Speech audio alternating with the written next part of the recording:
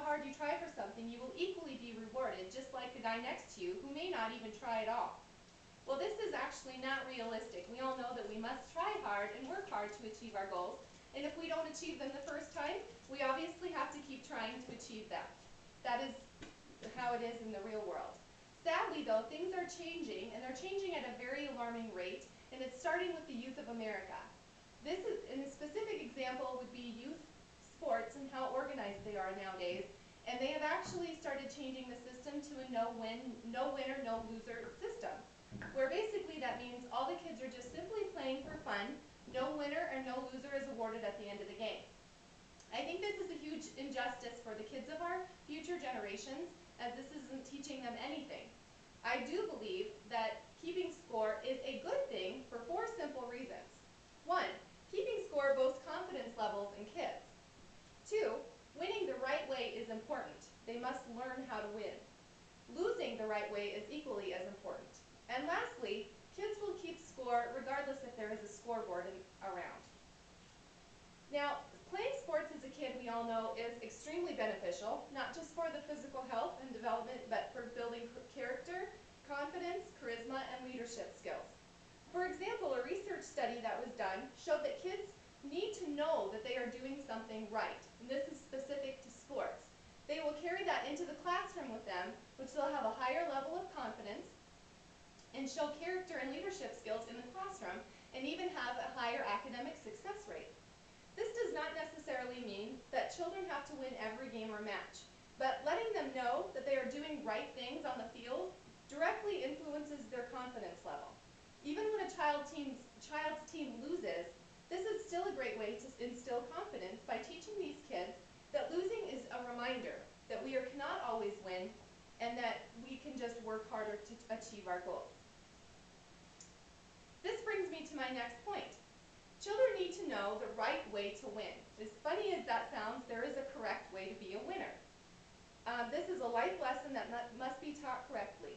Kids can learn to be good winners by watching their coaches, their parents, and the crowds that they're around. We must work together on this to show these kids that being a good sport, always staying humble, being a good sportsmanship, like shaking the opponent's hand, telling them like good job to our opponents, and always considering other people's feelings, are all good examples of good sportsmanship and how to be a true winner. A study shows that was published in 2009 about parents behaving badly with their youth in the sporting events really hits the nail on the head by giving examples of how children will observe their parents, their coaches, and the crowd's behavior and pick up right on what those attitudes are and usually demonstrate the same kind of behavior.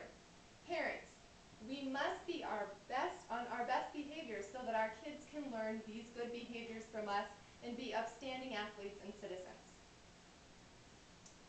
Just as the same way that we must learn how to win in the right way, there's also a right way to lose. This applies again to life in general, but teaches kids at a young age, specifically in sports, it's a great time to start practicing these good behaviors. Again, this comes from modeling, such as from parents, coaches, their peers, and even the crowd. Kids need to know that they will not always win. This is just not a realistic goal. But when it's times for a kid to lose, for them to suffer a loss, they must be able to muster up the courage, look their opponent in the eye, their coaches in the eyes, and their teammates in the eyes, and say, it's okay, we can try harder next time. Shaking hands to the opposing team, treating everybody with respect, these are also good ways to be a loser. We can't always win in life, but we can certainly learn from our mistakes and try harder next time. So we have talked about all the benefits that can occur from kids playing sports and how much they can learn from their athletic experiences. How to lose the right way, how to win the right way, and how it does build confidence in the youth. Lastly, my point that I would like to make is simply this. If we got rid of all the scoring systems and the scoreboards out there in the world, kids would still keep score regardless. They have a natural instinct to be competitive. We all do. So with this, kids will still need to feel competitive with not only their opponents but with themselves. Doing this for them would not be difficult, even if there was no scoreboard up on the wall to look at. They will keep track in their head, they may write the score down, or they're simply going to watch the reactions of the adults in the room around them, such as the coaches and the crowds.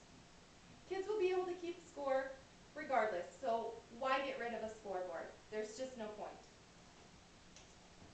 So in conclusion, with all of this in mind, I feel that the really big picture here is the parents really need to step up with these kids.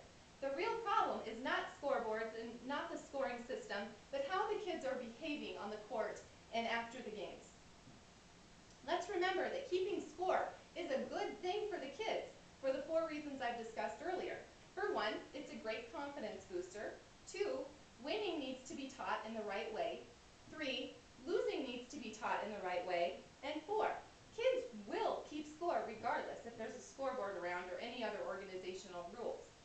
Kids need to be taught at a young age that life isn't about winning or losing, but the hard work that you put into something and the efforts that you give to achieve your goals are the most important thing.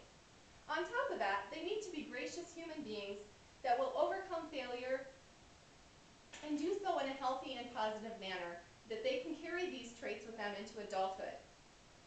So the next time you find yourself at a young sporting event cheering on your favorite youngster in an athletic competition, remember this: if you see that